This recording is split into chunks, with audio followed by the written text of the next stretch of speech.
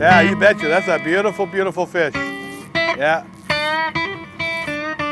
That's what it's like up here in Rivers Inlet. We're up in Rivers Inlet and we're fishing waters right now that has fish 40, 50, 60, 70, even 80 pounds. So what these boats come up here for is just for a chance at one of these big fish. And that's what we're doing right now is we're fishing cut plug up here at Rivers Inlet, looking for a 50, 60 pound fish. Or maybe even 40 or 30, especially on the slide. I would like to introduce you to Matt Kay, head guide for Duncanby Lodge. In some circles, he would be called the Fishmaster, a person who is responsible for the leadership of the other lodge guides. He also ensures that the fishing needs and knowledge is passed on to the lodge guests. It's a big job and one that demands dedication and a clear understanding of the needs of the guests when it comes to fishing, as well as a thorough knowledge of the fish and its habitat in the area. All right, everybody. My name's Mac. I'm the head guide around here.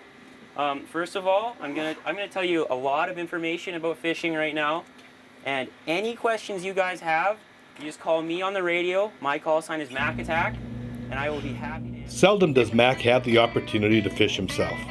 It is his job to keep his guests happy and into fish. Definitely a tall and demanding order. Last year I had the opportunity to coho fish with Mac on light tackle. We had a lot of fun. I gave him a reel that he was particularly fond of. I also mentioned at that time that it would be a blast to fish for king salmon with these 9-weight fly rods and matching fly reels using mono line and cut plug herring. I'll show you right now where all the biggest fish of the year are always caught this way. It's cut plug herring.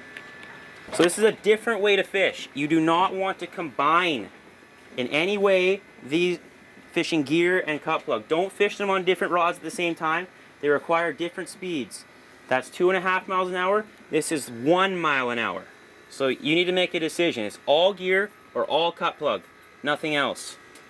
All right, so in your tackle box, there are these yellow boxes. They're called miter boxes. There's a knife, extra leaders, pliers, weights, swivels, and beads. So you take your miter box and you grab a herring. You take your knife and you cut behind the gill plate. Take the head and throw it over the side of the boat. Next, you take your knife and you put it into the guts, just like this.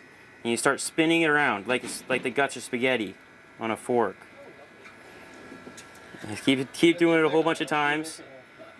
And then drag the guts out along the back of the spine. Make sure you get them all out of there. All right, so that's a cut plug like this. You see how there's a high side and a low side to the cut? When you put the hooks in, everything happens on the high side. Remember that. So these are pre-tied leaders that we have for you. They'll all be already on your rod. So this hook here is called the trailer hook. That's the one you start with.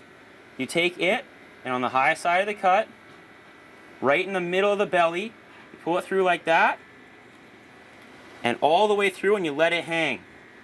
That's step one, just like that. Next, you take your tow hook. This is the one that's going to give your herring its action. Right against the spine on the high side this time. Pull it through so it sits just flush with the meat, like that.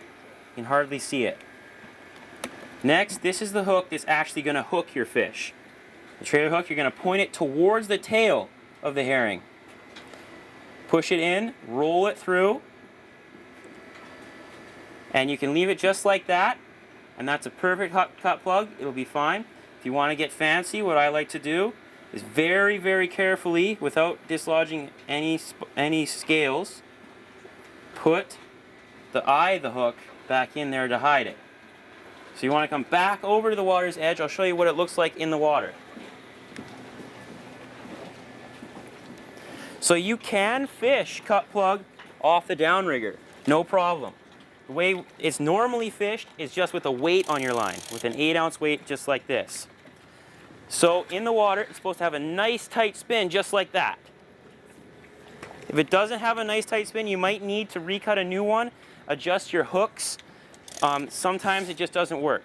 So when you're fishing with a weight on your line, it's completely different from fishing with a downrigger. So when you put your line in the water, you're going to pull out desired number of pulls, anywhere from 10 to 35 pulls. So that's one pull, just like that. When you're fishing with these, you put your boat in gear, just barely in gear, so that your line comes up to a 45-degree angle, and then back out of gear. Stop until your line comes straight up and down. Just like that, and then back into gear right away, because you're imitating a dying herring. And salmon will always go for the easy kill. It's called motor mooching. So very important, in and out of gear, 45-degree angle, straight up and down, 45-degree angle, straight up and down, just like that. You should check your bait every 15 to 20 minutes and change it every half an hour, maybe. Anytime you bring up your bait and the front of it is flared out or exploded at all, you need new bait. So when you reel up, never reel the weight up to the tip like that, because it's dangerous. It swings around. It might hit somebody in the head. I've actually seen people get hit in the head. And we had to fly a guy out because he knocked his teeth out once. So what you do is you keep the weight down here and you bring it towards you and you catch it in your hand just like that, and you put the weight around the reel and you let it sit just like this. So it's safe, just like that. Then you can bring up your bait, check it, no problem, change it, easy. Fishing on a downrigger, you're gonna have your rod bent over like this, and you're just gonna see lots of taps, like shake, shake, shake, shake, shake, shake. And then eventually it's gonna pull down hard and it's gonna pop out of the clip. So pull down hard and pop. You're gonna see the rod come up like that. This is when you run over as fast as you can, grab it out of the rod holder, put the rod below your belt just like this, lock your left hand in with your tip up like this. The handles need to be on this angle, and you do not move this arm the entire time. It's very important. You play the fish right in front of you. You make sure that you get tension right away, and you're gonna give it a hook set. But this isn't gonna be a big hook set like you see the guys on TV do. It's not gonna be a huge Bassmaster thing like this. Once you get tension, it's just gonna be a little pop. You saw that? Just a tiny little pop. That's all you need. We're fishing with small hooks, and they're barbless. You don't need to get a barb in. It's illegal to fish with barbs here. Make sure that all your barbs are always pinched. Fisheries checks you for that. Your hooks there on the one fly rod. On this one, or do you want me to bring this one up? No, that's fine. It's exactly the same. Good. Good, thanks. Terrific. Excellent. Very good, guys. And you get one more license there?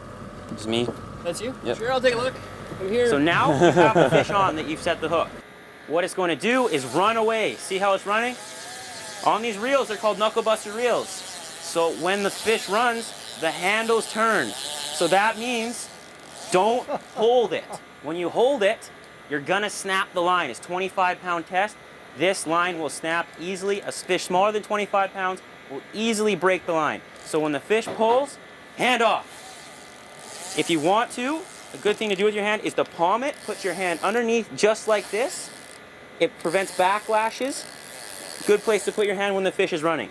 So now that the fish has taken a good run, it'll stop, and you'll see that your rod tip starts to come up slowly like this. That's the sign that you need to reel. This is why you need to keep your tip up. Keep your tip up, and you watch your tip, and when the tip comes up, that's when you reel to restore your bend. So the fish is coming at me, it's really fast. That means I have to reel super fast, as fast as I can. Sometimes you have to do this, and then it'll take off again. And then you gotta let go. So you gotta be ready at all times. It takes a lot of practice to land these fish, and they say it takes about a minute a pound. So if you're playing a 30-pound fish, it may take up to half an hour to land it. So it'll come and go a lot. So the person that's on the net in your boat is always very important that you net the fish head first and wait until the fish is tired. So when the fish is thrashing about in the water, even though you can get it net head first, just wait a second. You need to wait for the fish to be still and just net it head first. It'll come in and everything will be fine. So that's playing fish with a downrigger.